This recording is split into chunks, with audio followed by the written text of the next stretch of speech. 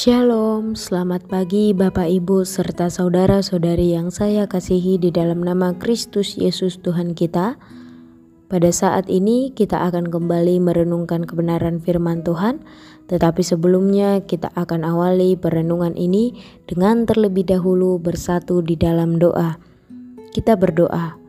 Bapa, kami sungguh bersyukur atas kejadian-kejadian ajaib yang Engkau kerjakan di dalam kehidupan kami.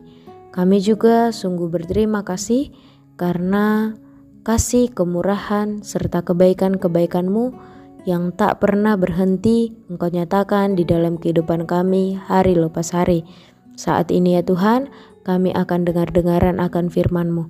Biarlah kiranya Roh Kudus memberikan kami hikmat dan memimpin kami agar kami bisa menemukan apa yang menjadi kehendak-Mu yang akan kami laksanakan di dalam kehidupan kami hari lepas hari. Terima kasih ya Allah Bapa, bersabdalah Engkau bagi kami anak-anak-Mu karena kami telah siap mendengarkannya. Amin.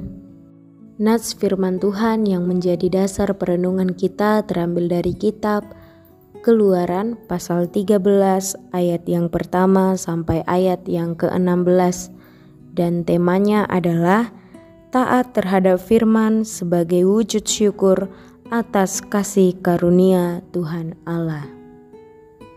Dalam perjalanan kehidupan kita, tentunya kita pasti pernah menerima kebaikan dari orang lain.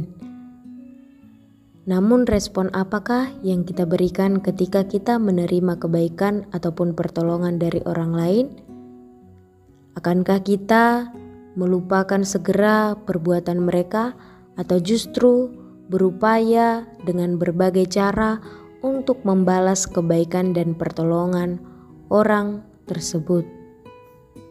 Firman Tuhan pada pagi hari ini juga menjelaskan tentang kebaikan ataupun pertolongan dari Tuhan Allah terhadap bangsa Israel yang luar biasa. Tuhan Allah melakukan penyelamatan dan pembebasan bangsa Israel dari perbudakan bangsa Mesir di bawah pemerintahan Firaun.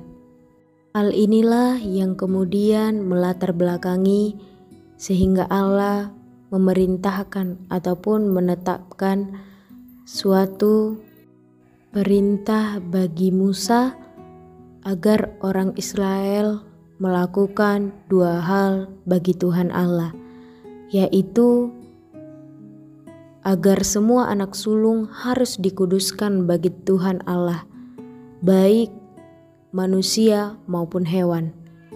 Dan yang kedua, agar semua orang Israel bisa menahan diri dengan cara tidak boleh memakan selama 7 hari makanan yang beragi. Tentang perintah ini tersirat jelas di ayat yang kedua, ayat yang ke-6, dan di ayat yang ke-12. Demikian bangsa Israel diharapkan agar menjadikan perintah ini seperti tanda pada tangan dan peringatan di dahi mereka.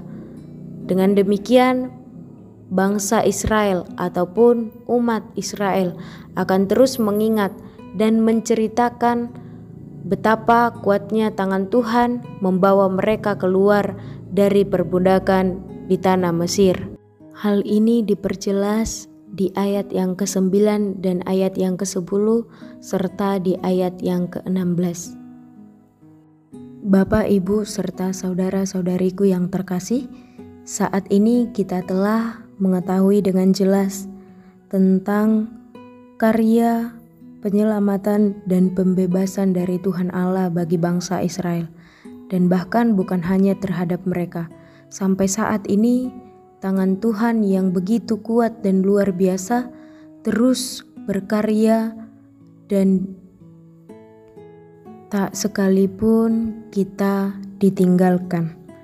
Untuk itu, bagaimanakah respon kita atas kasih karunia Tuhan Allah di dalam kehidupan kita?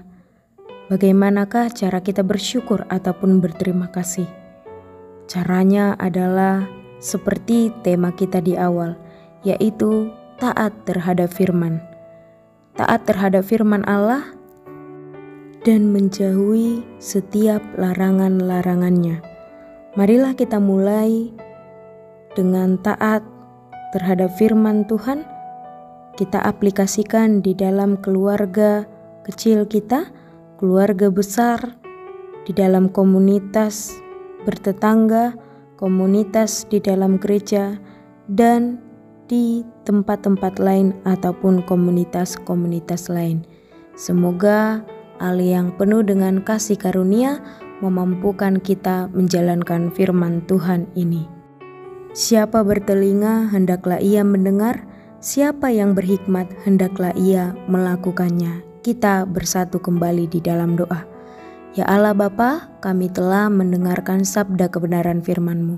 Biarlah kiranya firman-Mu ini bisa kami ingat, karena Engkau telah memateraikannya di dalam hati dan pikiran kami. Terima kasih ya Allah Bapa, terpuji termulialah nama-Mu sekarang, esok, dan sampai Maranatha. Amin.